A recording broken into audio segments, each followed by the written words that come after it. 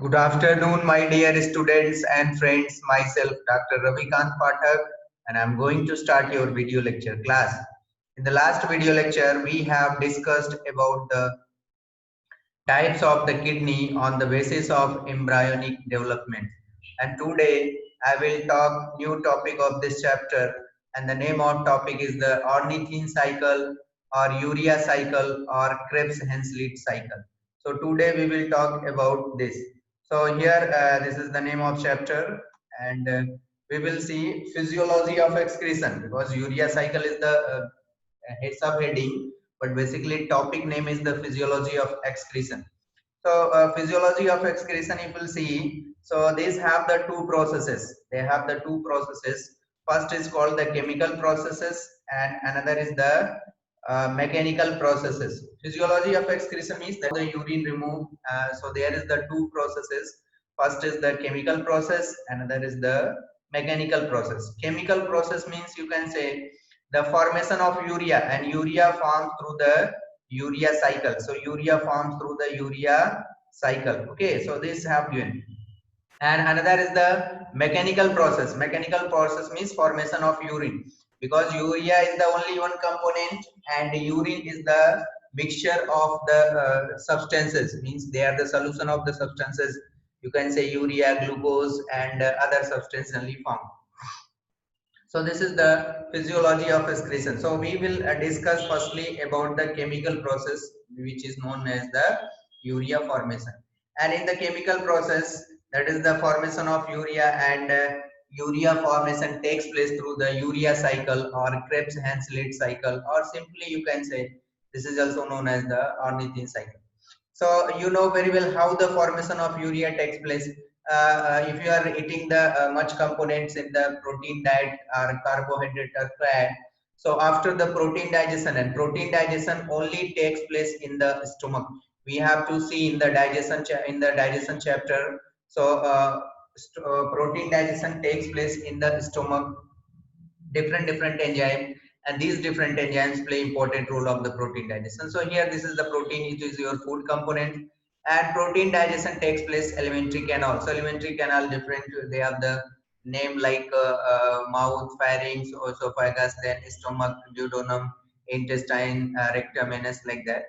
So it means protein digested in the alimentary canal and ultimately digest into the amino acid, and amino acid is the that is the monomer of the protein. Okay, and after that absorption, it takes place inside the intestine. Ultimately it absorbs inside the intestine and release into the blood, and release into the blood through the blood circulatory system.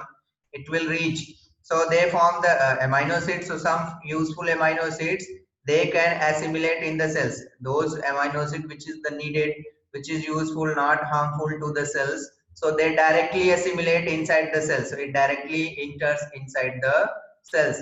And whether those amino acid, although here enters inside the cells, but other amino acids, so harmful amino acid, it enters to the liver, and where is the formation of urea takes place. So maybe ask in your exam, so where the formation of urea takes place. So urea formation takes place in the liver. You have to know any toxic substances. If you are eating the drugs or anything, it will enter through the mouth, and after that mouth will ultimately reach into the urea. Ultimately reach into the liver, and these liver have ability to detoxify. They have ability to detoxify any toxic compound. Due to this, liver considered as the strongest organ. Okay, this is the largest gland of our body, because they have the much capacity to detoxify the toxic substances. Okay, so these these urea forms inside the liver through the two different steps. First is called the deamination, and another is the ornithine cycle or urea cycle. It means the formation of urea. The formation of urea involves two steps. First is the deamination, means removal of ammonia, because amino acid, they have the different groups, acid as well as amino. So deamination means removal of the amino group. So first step deamination, and second step is the formation of urea, that means urea cycle or ornithine cycle, or simply you can say Krebs-Henschel cycle. So this is the basic step. So here they have been enter in the liver amino acid and forms the urea formation. They have the two steps. First is the deamination, another is the urea cycle. Okay. Now we will see first about the deamination. So in the deamination, this is also called the oxidative deamination. Such type of deamination also known as the oxidative. Why we called oxidative deamination? Because they use the oxygen, oxidizing using oxygen. Due to this known as the oxidative deamination. This result in the removal of amino group and leaves the pyruvic acid. So suppose that this is the amino acid, and here the removal of amino group, this amino groups removes and they formation, there is the formation of pyruvic acid and here amino acid. So it means deamination means the removal of amino group. So these amino group remove, here you can say NH2H, NH2, NH2, sorry, NH3 removes, and here they form the pyruvic acid, 3 carbon containing components pyruvic acid. Okay, and this also needed because anywhere if reaction is going deamination reaction, so that time PLP, pyridoxine phosphate, PLP, pyridoxine phosphate, that is the vitamin B6. PLP also known as the vitamin B6. So pyridoxal phosphate, PLP, act as a coenzyme. So here vitamin B6 act as a coenzyme which influences in the removal of amino group. So here they again the pyruvic acid can enters, and when the pyruvic acid form, they can enters the Krebs cycle and can be used as a source of energy for the cell respiration. This is the first step of the formation of urea. So this you can say pyruvic acid not play very important role inside the formation of urea, but this pyruvic acid enters inside the Krebs cycle, and this pyruvic acid involves in the formation of ATP. Okay. So now here they have given about the deamination. So deamination reaction, this is the first step. Second step, ornithine cycle or citrulline cycle or Krebs cycle. So here you can see in this figure. So with the help of figure, you can easily understand. So this is the figure showing. If you'll see, so this figure what representing. So this cycle also known as the ornithine cycle or Krebs cycle, ornithine cycle, Krebs-Henschel, not Krebs cycle. So Krebs-Henschel cycle, or simply you can say urea cycle. So in liver, one molecules of CO2 is activated by the biotin.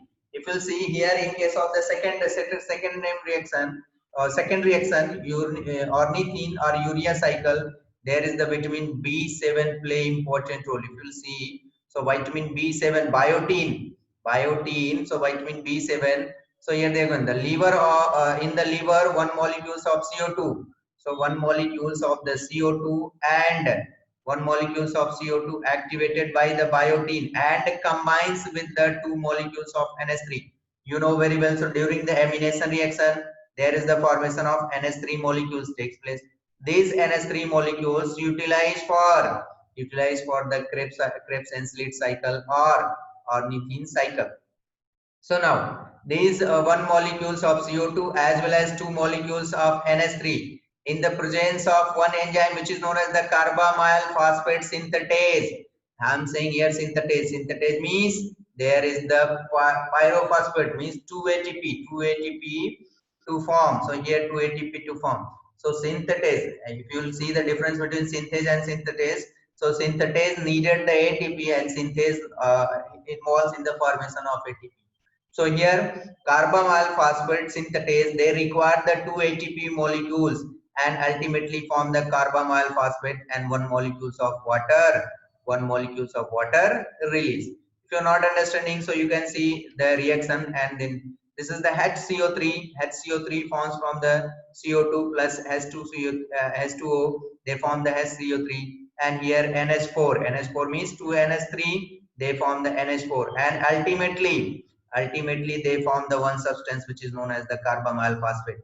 And carbomoyal phosphate synthatase, there is the one enzyme which is known as the carbomoyal phosphate synthatase, and this reaction takes place in the liver mitochondria. Urea cycle, I'm saying it takes place inside the liver, but liver where it takes place in the mitochondria. So here you can say this is the mitochondria where they have the CPS, carbamoyl phosphatase enzyme, and they form the carbamoyl phosphate. And these carbamoyl phosphate, if you see, so what is saying? It is saying these carbamoyl phosphate react with the ornithine. So they have given carbamoyl phosphate react with the ornithine and form the citrulline. So this is the ornithine, and here this is the carbamoyl phosphate, and both will react to form the citrulline. Ornithine and citrulline, these are the amino acid but non-standard, because you have to know about them. So 20 standard amino acid considered. So ornithine and citrulline, this is the amino acid but non-standard amino acid. So here they have given the when the carbamoyl phosphate forms, after that it will react with the ornithine. So carbamoyl phosphate react with the ornithine and they form the citrulline. And when citrulline forms, so citrulline combines with the another molecules of ammonia and form the arginine. So here this citrulline molecules another aspartate. Aspartate is the amino acid, and these aspartate generally gives the ammonia molecules. They give the ammonia molecules and ultimately react with them. They form the arginine. So it will form the arginine, and arginine ultimately converted into the ornithine with the help of enzyme arginase, and they also release the urea as well as water molecules. This urea enters into the kidney. So basically most of the students, they got confused about the urea and urine formation. So urea formation takes place in the liver, and liver basically mitochondria. So they may be asked in your exam, so where is the carbamoyl phosphate form and where is the arginine form or citrulline form? So you should to know carbamoyl phosphate or citrulline forms inside the mitochondria. Carbamoyl phosphate enzymes found inside the mitochondria. After that enters into the cytosol. So arginine forms in the cytosol. Arginine forms in the cytosol, while citrulline forms in the mitochondria of the liver cells.